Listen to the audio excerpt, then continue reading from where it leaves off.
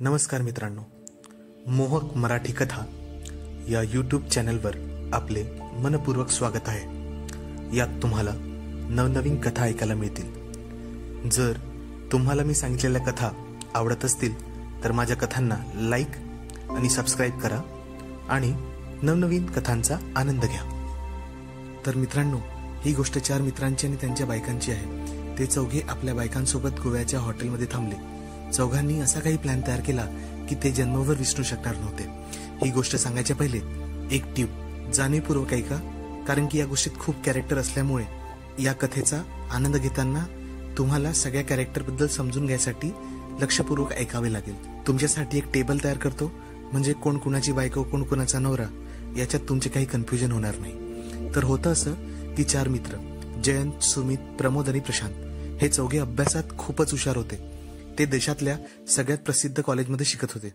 त्यावरून समजू शकता की ते किती हुशार असतील। पण हुशार लोक मस्तीखोर नसतात हे कुठे लिहिलंय?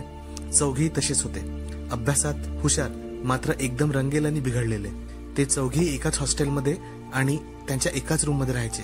पूर्ण हॉस्टेलला त्यांचा टवाळपणा आणि बदमाशी माहीत होती, पण त्यांच्या अभ्यासातील हुशारीमुळे त्यांना कोणी काहीच म्हणत नव्हते। त्यांचा सगळ्यांचा लीडर जयंत होता। त्यांच्या कॉलेजच्या हॉस्टेलमध्ये रात्री जाण्या येण्याची काहीच वेळ नव्हती। कधीही या आणि कधीही जा असेच होते। त्यामुळे नाईट क्लब, मसाज पार्लर, हुक्का बार अशा अनेक ठिकाणी ते फिरत आणि ऐश करत राहायचे। एक गोष्ट चांगली होती की त्यांनी ठरवले होते की जेवढा अभ्यास करायचा आहे तेवढीच मस्ती सुद्धा करायची आहे। पण एका गोष्टीची लिमिट त्यांनी कधीच क्रॉस केली नाही। त्यांची अफेअर्स होती, पण त्यांनी त्यांच्या मर्यादा ओलांडल्या होत्या। त्यांनी त्यांचा फोकस पूर्ण करिअरवरच ठेवला होता। फायनल इयर पर्यंत पोहोचता आता चौघेही सिरियस रिलेशनशिपमध्ये होते। त्यांच्या गर्लफ्रेंड्स होत्या, कारण आजकालच्या सोशल मीडिया जगात हे सगळे खूपच सोपे आहे। पण त्यांच्या 4ही मुली करिअर ओरिएंटेड नव्हत्या। त्या खूप मोठ्या घरच्या होत्या, पण त्यांना काही जॉब वगैरे करायचा नव्हता। त्यांचे कॉलेज कंप्लीट झाले होते। या चौघांनाही जॉब लागले, चांगल्या मोठ्या पॅकेजचे जॉब। पण त्यामुळे चौघांनाही वेगवेगळ्या शहरात शिफ्ट व्हावे लागले। वेळ समोर जातच होता, त्यामुळे घरच्यांकडून त्यांच्यावर लग्नाचे खूप प्रेशर होते।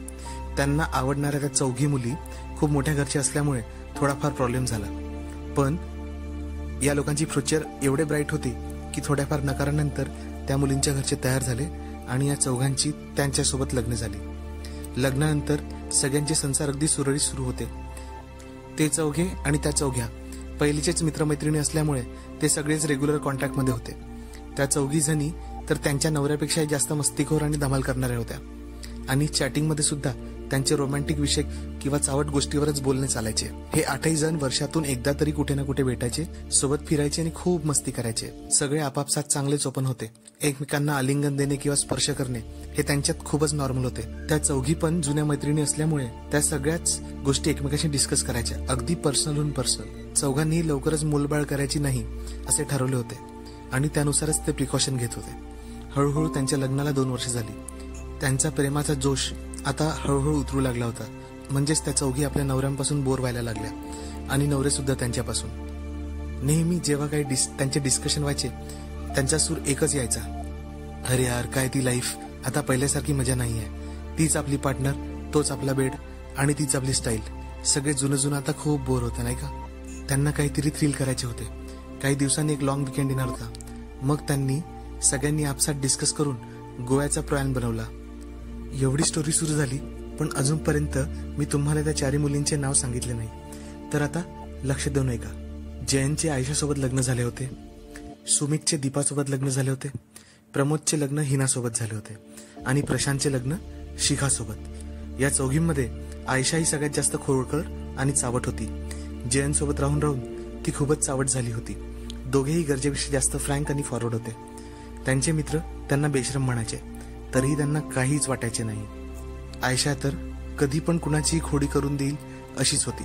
तिकडे काही असो, त्यांचे एकमेकांवर खूप प्रेम होते आणि गोव्याचा प्लॅन तयार झाल्यावर सगळ्यांचीच प्लॅनिंग सुरू झाली। मुलींचा एक व्हॉट्सअप ग्रुप आयशाने पहिलेपासूनच बनवून ठेवला होता।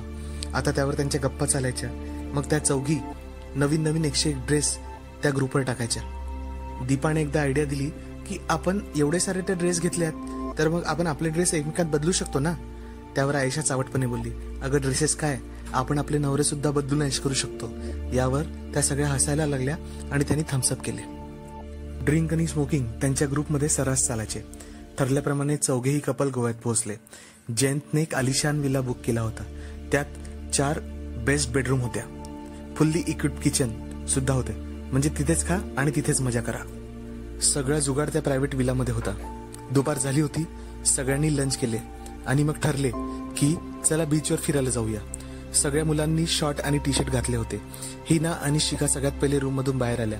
त्यांनी शॉर्ट आणि टॉप घातले होते. तेव्हा थोड्या वेळाने आयशा आणि दीपा सुद्धा बाहेर आल्या. दीपाने एक छोटासा वन पीस फ्रॉक घातला होता. त्यांच्या ग्रुपची लीडर आयशा होती. ती त्यांना म्हणाली, आपण जे इथे आणले आहे घालायसाठी आणि जे तुम्ही मला ते व्हॉट्सअपवर दाखवले होते ते इथे का घेऊन आला नाहीत? त्यांचे काय लोणचे टाकणार आहेत का? कारण सगळ्यांनी 2 पीस बिकिनी घेतल्या होत्या पण कोणीच घालायची हिंमत करत नव्हत्या. मग कळले की त्या चौघींनी बिकिनी आत घातली आहे आणि त्यावर त्यांनी रेग्युलर कपडे घातले होते. त्यांनी असं ठरवले होते की आता नॉर्मल कपडे घालून जावे आणि सिच्युएशन पाहूनच ते बिकिनीवर येणार होते. बीच अगदी विल्याला लागूनच होता.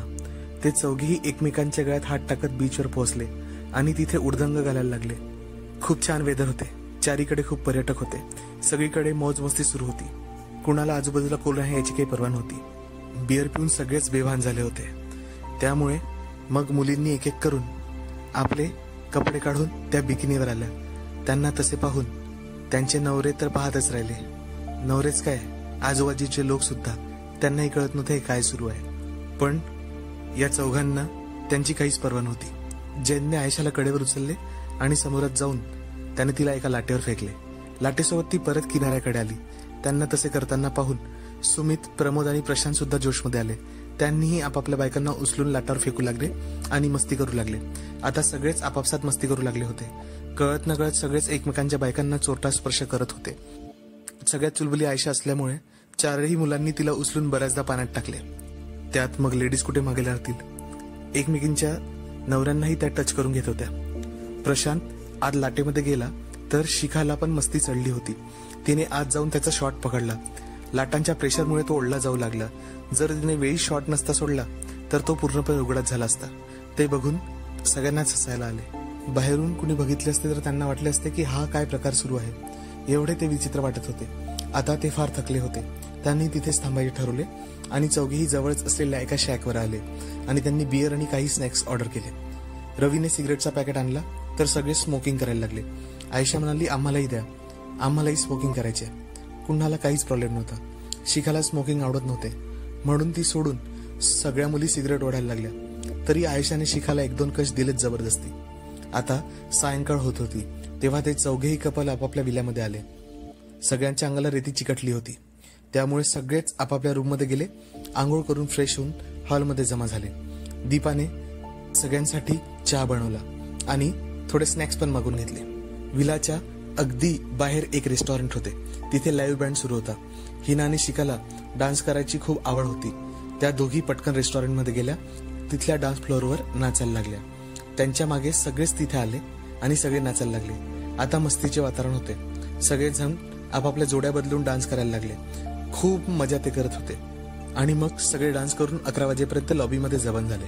आज दिवसभराच्या ऍक्टिव्हिटीमुळे सगळेच जरा जास्त दमले होते आणि झोपण्याचा विचार करत होते. पण जयंतच्या सैतानी डोक्यात काही वेगळेच सुरू होते. त्याने सगळ्यांना सांगितले की बघा, आपल्याला एक आयडिया करायची आहे.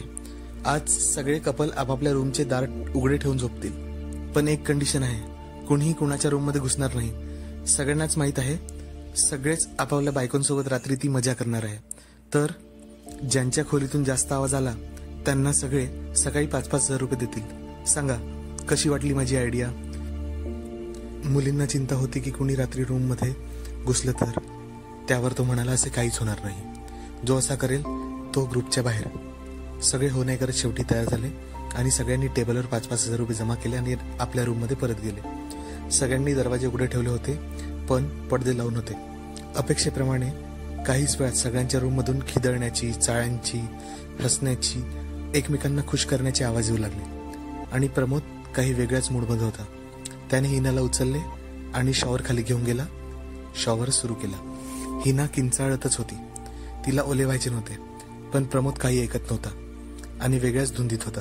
एवढ्याच शिखा दरवाजाजवळ आली आणि तिने पडदा आडूनच विचारले, अरे प्रमोद, हिनाची इच्छा नाही तर तिला जबरदस्ती काय करत आहेस? त्यावर तो चावटपणे म्हणाला, मला एकटा आंघोळ करण्याची इच्छा नाही, म्हणून तर मी असे करतोय.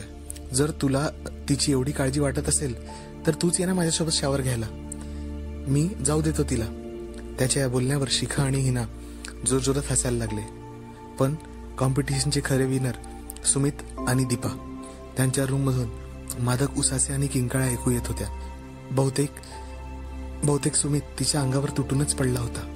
तसे तर या सगळ्यात ते खूप लाजरे बुजरे होते, पण माहीत नाही आज त्यांना काय झाले होते. त्यांचे आवाज ऐकून सगळ्यांना खूप मजा येत होती आणि त्यांनी ही कॉम्पिटिशन जिंकली होती. दुसऱ्या दिवशी सकाळी 9 वाजता सगळे तयार झाले. सुमित आणि दीपाला सगळ्यांनी 15,000 रुपये बक्षीस दिले. पण कालच्या इन्सिडेंट्सवरून त्यांची खूप मजा घेतली. नाश्त्याची व्यवस्था बाहेर लॉनमध्ये असल्यामुळे सगळेजण बाहेर लॉनमध्ये येऊन नाश्ता करायला लागले आणि मग आंघोळ करून सगळे तयार झाले. त्या चौघांनी बाईक किरायाने घेतल्या आणि गोवा फिरायला निघाले. फिरून आल्यानंतर कालसारखे सायंकाळी ते बीच शॅकवर येऊन गप्पा मारत आणि बियर पीत बसले होते. सगळ्यांचा मूड एकदम फ्रेश होता. तेव्हा जयंत बोलला, चला आज आपण काहीतरी जोशीला करूया. यावर सगळ्यांनी त्याला विचारले, काय करायचे? तो बोलला, मी आयशाला सगळे सांगितले आहे. ती तुमच्या बायकांना सांगून देईल आणि मी मुलांना सांगतो.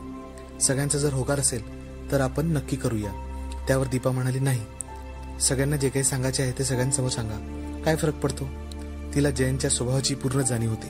मग जयंत म्हणाला, आज आपण आपले पार्टनर बदलूया. कुणी कुणाला सांगणार नाही की रात्री आपण कोणत्या पार्टनर सोबत होतो. एक रात्र अशी सुद्धा. जवळच बसलेली दीपा म्हणाली, नाही, मी असं काही करू शकणार नाही. मग हिना बोलली, मी पण नाही करणार. त्यावर आयशा म्हणाली, ठीक आहे, तुम्हाला नाही बदलायचे तर नका बदलू, पण मी आणि शिखा तर आपले पार्टनर बदलून घेईल, तुमची मर्जी. पण ही गोष्ट बाहेर कधी कोणी सांगणार नाही, सगळ्यांनी लक्षात ठेवायची आहे. त्यावर सगळ्यांनी होकार दिला. मग शिखाने दीपाला एक चिमटा काढला आणि म्हणाली, अगं एक वेळा ट्राय करायला हरकत काय आहे? माझ्या नवऱ्याला ट्राय करून बघ, तू आपल्या नवऱ्याला विसरशील. असे म्हणत तिने हसत परत एकदा चापटी मारली. आणि तसे पण आपण इथे मस्ती करायला आलोय ना, आणि आपण आयुष्यात यावर कधीच डिस्कशन करणार नाही की आपण इथे काय केले होते ते. दीपा विचार करत राहिली. तिकडे शिखा आपल्या नवऱ्याला म्हणजे प्रशांतकडे पाहत होती. तिला असे पाहताना जयंत मधातच बोलला, काय प्रशांत, नाही तेव्हा तू आयशाची खूप तारीफ करतोस आणि आज चान्स आहे, कदाचित आयशा तुझी पार्टनर बनून येऊ शकते. जेव्हा सगळं अवेलेबल आहे तर तू ड्रामा करतोयस. आता प्रमोद पण हिनाला बोलला, जर तुझी इच्छा असेल तर एकदा ट्राय करायला काही हरकत नाही, मला काही प्रॉब्लेम नाही. मग शेवटी हिना बोलली, मला काही प्रॉब्लेम नाही, पण आज जे काही झाले ते अंतर कधी होणार नाही आणि हा टॉपिक आपण आयुष्यात कधी करणार नाही, बरोबर ना? आता जवळपास सगळेच रेडी आणि एक्सायटेड होते. सगळ्यांना प्रश्न होता की आता पुढे काय करायचे, निवड कशी होईल. सगळ्या मुलींनी तर हो म्हटले होते, पण सगळ्यांच्या मनात एक प्रश्न होता, आपण असं काही करून बसलो की ज्याच्यामुळे फ्युचरमध्ये प्रॉब्लेम आले तर काय करायचे. ते आयशाने सगळ्या मुलींना समजवले, यार आपल्याला एकच आयुष्य मिळालेलं आहे, ऐश करा ना. तसे पण आपण सगळेच पार्टिसिपेट करतोय, तर कोण स्वतःहून स्वतःची बदनामी करेल ना, कोण कोणासोबत शेअर करेल. सगळ्यांना पटले. मग रात्री सगळेजण जेवण करून हॉलमध्ये जमा झाले. आजच्या प्रोग्रामची लीडर आयशा होती. तिला सगळं सेट करायचं होतं. तिने सर्व मुलींना जवळ बसवले आणि म्हणाली, टेन्शन घेऊ नका, आता पटापट सगळ्या आंघोळ करून मस्त डिओ वगैरे लावून हॉलमध्ये जमा व्हा आणि आपापल्या नवऱ्यांसोबत याबद्दल काहीच डिस्कस करू नका, नाहीतर गोष्ट बिघडू शकते. सगळे आपापल्या रूममध्ये गेले. अर्ध्या तासात तयार होऊन हॉलमध्ये जमा झाले. मुलींनी जास्त मेकअप केला होता. त्यांच्या शरीरातून वेगवेगळ्या डिओचा सुगंध येत होता. सगळे एकमेकांसोबत चुळबुळ करत बोलत होते. सगळ्यांच्या डोक्यात हाच विचार होता की कोणाच्या नशिबात कोण येणार आहे. आता जयंतने सगळ्यांना गोलाकार बसवले. आयशाने सगळे लाईट बंद केले. सगळ्यांच्या डोक्यावर रुमाल बांधले होते, अगदी स्वतः जयंतच्या आणि आयशाच्या सुद्धा. जेव्हा त्यांना कन्फर्म झाले की कोणाला काहीच दिसत नाही, तेव्हा जयंतने 4 लांब दोरीचे तुकडे आपल्या खिशातून काढले आणि सर्व मुलांना सांगितले की ही दोरी त्यांनी आपल्या हातांना बांधायची आहे आणि दुसरा कोपरा मोकळा सोडायचा आहे. मग सगळ्यांनी हात बांधल्यावर दोरीचा दुसरा कोपरा त्यांनी मधात एका ठिकाणी जमा केला आणि सगळे हसायला लागले. अरे काय करतोयस, आता पुढे काय? जयंत बोलला, चुप बसा, मी जे सांगतो तसेच करा, तुम्हाला सगळं कळेल. आता आयशा म्हणाली, सगळ्या मुलींनी ती खाली पडलेली दोरी उचला. दोरी उचलून झाली. आता डोळ्याची पट्टी एका कोपऱ्यातून थोडीशी सरकवून आपल्या रूममध्ये जा आणि परत पट्टी तशीच बांधू घ्या, पण डोळ्याची पट्टी एवढीच उघडा, तुम्हाला फक्त दोरी दिसली पाहिजे, तुमच्या रूमचा दरवाजा दिसला पाहिजे. बाकी काहीच नाही. जयंत बाकीच्या मुलांना म्हणाला, जर तुम्हाला कोणी ओढले तर समजा तोच तुमचा पार्टनर आहे. त्याच्या मागे गुपचूप कोणताही प्रश्न न विचारता रूममध्ये जायचे आहे. रूममध्ये जाताच दरवाजा बंद करायचा आहे. अशाने आपले बरोबर 4 कपल तयार होतील. आयशाने दोरीचे दुसरे टोक अशा पद्धतीने पसरवले आहे की कुणाला स्वतःच्या बायकोसोबत जावे लागणार नाही. नियम ऐकून सगळेच उत्तेजित व्हायला लागले. सगळ्या मुली खूप किचकिच करत होत्या आणि लगेच खेळ सुरू झाला. मुलींनी त्या दोरीचा तुकडा पकडला आणि आपापल्या खोलीत चालायला लागल्या. सगळ्यांचे श्वास एकदम जोरजोरात सुरू होते. छाती धडधडायला लागली होती. एक भीती आणि एक्साइटमेंट सगळ्यांच्याच मध्ये होती. आता आपापल्या रूममधून हळूहळू दोरी ओढायला लागल्या. मुलांच्या हातावर तणाव येऊ लागला. मग अंधारातच दोरीच्या आधाराने हळूहळू चालत 4ही मुले त्यांच्या खोलीत पोहोचले. ठरल्याप्रमाणे दरवाजा बंद करायचा होता. तसेच झाले. सगळे पोहोचताच आपापल्या न्यू पार्टनर सोबत 4ही कपल त्या रूममध्ये बंद झाले. तेवढ्यात आयशाने परत आवाज केला, आता सगळ्यांनी आपापल्या डोक्यावरच्या पट्ट्या काढायच्या आहेत. कुणीच ओरडणार नाही. आता सगळे आपापल्या नवीन पार्टनर सोबत हळूहळू बोलू शकतात, पण कोणीच कुणाचे नाव घेणार नाही. आणि लक्षात असू द्या, ही फक्त एकाच रात्रीची गोष्ट आहे. तर मित्रांनो, आता तुम्ही लक्ष देऊन ऐका की कोण कोणत्या रूम मध्ये होते. तुम्ही पण एक्साइट आहात ना जाणून घ्यायला. सगळ्यात पहिल्या रूम मध्ये दीपा होती. तिच्या रूम मध्ये अंधार होता. जशी तिने दोरी ओढली, तिचा पार्टनर रूम मध्ये आला आणि त्यांनी दरवाजा लॉक केला. मग दोघांनी आपापल्या डोळ्यावरची पट्टी सोबतच उघडली आणि ती तर उडालीच, कारण तिच्या समोर जयंत होता. ती खुश होती. तिला माहित होते कारण की जयंत सगळ्याच कामात खूप पटाईत आहे. तिने आयशाच्या तोंडून त्यांच्या बेडवरचे अनेक पराक्रम ऐकले होते. त्यामुळे ती थोडी घाबरली होती, पण मनातल्या मनात खूप आनंदी होती. जयंत तिला बोलला की आज आपण एकदम जोशात प्रेम करूया. मला कॉपरेट करशील ना? दीपा थोडी लाजली आणि बोलली, तू जसे म्हणशील तसे. आजची रात्र तुझीच आहे. दुसऱ्या रूम मध्ये आयशा होती. तिने दोरी ओढली तर तिचा पार्टनर आत आला. आल्याबरोबर त्यांनी दरवाजा लावला. त्यांनी सुद्धा आपल्या डोक्यावरची पट्टी काढली. तर सुमित होता. सुमित खूपच खुश होता कारण त्याला आयशा मिळाली होती, जी सगळ्यांनाच हवीशी वाटत होती. कालचा सुमितचा परफॉर्मन्स आयशाने आपल्या कानांनी ऐकला होता, त्यामुळे ती देखील खुश होती. तिसऱ्या रूम मध्ये प्रमोद दोरा पकडत पकडत आत पोहोचला. जसा तो पोहोचला आणि त्याने आपल्या डोळ्याची पट्टी उघडली तर त्याला दिसले शिखा धावत धावत येऊन दरवाजा बंद करत होती. तिने आधीच रूमची लाईट कमी करून ठेवली होती. प्रमोदला शिखा पहिलेपासूनच आवडत होती. त्याने प्रशांतच्या तोंडून तिचे खूप किस्से ऐकले होते. प्रशांतने सांगितले होते की ते जेव्हा पण दोघे करतात तेव्हा ते जास्त वेळ टिकत नाही, पण जेवढा वेळ टिकतात त्यात त्यांना खूप मजा येते. तर चला आता शेवटची रूम. आता उरले प्रशांत आणि हिना. जसा प्रशांत रूमच्या आत गेला, त्याने आपल्या नशिबात कोण आहे की नाही हे पाहण्यासाठी आपली पट्टी उघडली तर हिनाने मागून येऊन त्याच्या पाठीला मिठी मारली. तिने सगळे लाईट सुरू केले आणि म्हणाली, आपण आज जे काही करू ते पूर्ण लाईटमध्ये करू. मला खूप मजा येते प्रकाशात. तिच्या चेहऱ्यावरून ती खूपच उत्तेजित वाटत होती. त्यामुळे प्रमोदलाही करून चुकले होते की त्याची रात्र आज चांगली जाणार आहे. आता सगळे आपापल्या रूम मध्ये होते. रूमच्या बाहेर सगळीकडे काळाकुट्ट अंधार होता. कोण कुठे आहे आणि कुठे नाही याची कुणालाच माहिती नव्हती. पहिल्या रूम मध्ये जयंत कधीचाच सुरू झाला होता. दीपाला खूप लाज वाटत होती, पण जयंतमुळे ती खूप उत्तेजित होती. तिला माहित होते की आज तिला जयंत खूप खुश करणार आहे आणि होतेही तसेच होते. दुसऱ्या रूम मध्ये आयशाने ज्या परफॉर्मन्सची अपेक्षा केली होती सुमितकडून, त्यांनी त्यापेक्षा दुप्पट मजा आयशाला दिली होती, कारण आयशाला पाहून तोच चेकाळला होता. आयशा शेवटी थकून नाही नाही म्हणत होती, पण सुमित काही थांबायला तयार नव्हता. तिसऱ्या रूम मध्ये प्रमोद आणि शिखा पहिला उच्चांक कधीचाच गाठून दुसऱ्याच्या तयारीला लागले होते. आजची रात्र त्यांना खूप मजा करायची होती. प्रमोदला शिखाने थोड्या वेळातच अगदी आपलेसे करून टाकले होते. त्याला जी मजा त्याच्या बायकोसोबत कधी झाली नव्हती ती तिच्यासोबत येत होती. चौथ्या रूम मध्ये प्रशांत आणि हिना तर वेगळ्याच धुंदीत होते. मगाशी शिखाने दीपाला म्हटले होते की एकदा तू माझ्या नवऱ्याला ट्राय करून बघ, तू आपल्या नवऱ्याला विसरशील. हे हिनाने ऐकले होते, त्यामुळे ती सुरुवातीपासूनच तापत होती आणि प्रशांतही या खेळात पटाईत होता. रवीनंतर तोच होता जो खूप एक्सायटेड होता. थोडक्यात सांगायचे तर सगळ्यांनीच खूप मजा केलेली दिसत होती. रात्रभर सगळ्यांच्या खोलीतून मादक उसासे चित्कार आणि किंकाळ ऐकू येत होत्या. दुसऱ्या दिवशी सकाळी 9 वाजता नंतर सगळेजण आपापल्या रूममधून बाहेर आले. सगळ्यांच्या चेहऱ्यावर एक हास्य आणि समाधान आणि सावटपणा दिसत होता. मग आयशा बोलली, चला तर सांगा सगळ्यांनीच रात्री मजा केली ना? तर सगळ्याच्या तोंडून एकदमच हो असा आवाज आला. ती पुढे म्हणाली, थँक गॉड. आता ठरल्याप्रमाणे या विषयावर कोणी काहीच बोलणार नाही आणि डिस्कस करणार नाही. आपापल्या बायकांसोबत आणि नवऱ्यांसोबत की कोण कोणासोबत होते ते, त्यावर सगळेच हसायला लागले. पण नंतर जेव्हा जेव्हा सगळे आपापल्या ओरिजिनल पार्टनरकडे गेले तर एकमेकांनी सांगूनच टाकले होते की कोण कोणासोबत होते. पण कुणालाही काही ऑब्जेक्शन होते. पण एक गोष्ट ठरली होती, याबद्दल चर्चा होणार नाही किंवा चॅटिंगही केली जाणार नाही किंवा पर्सनली भेटून कालच्या पार्टनरसोबत जे काही केले ते परत केले जाणार नाही. नवरा बायकोने तो ट्रस्ट मेंटेन करायचा होता. आता शिखा बोलली, चला आजचा एक दिवस आणि एक रात्र आपल्याकडे आहे. आज रात्रीचा प्लॅन मी ठरवेल. मग ते दिवसभर गोवा फिरले. दिवसभरात कालच्या टॉपिक बद्दल कोणी काहीच चर्चा केली नाही. नेहमीप्रमाणे सायंकाळी बीचवर जाऊन बिअर वगैरे पिऊन जेवण वगैरे संपून सगळेजण रात्री हॉलमध्ये जमा झाले.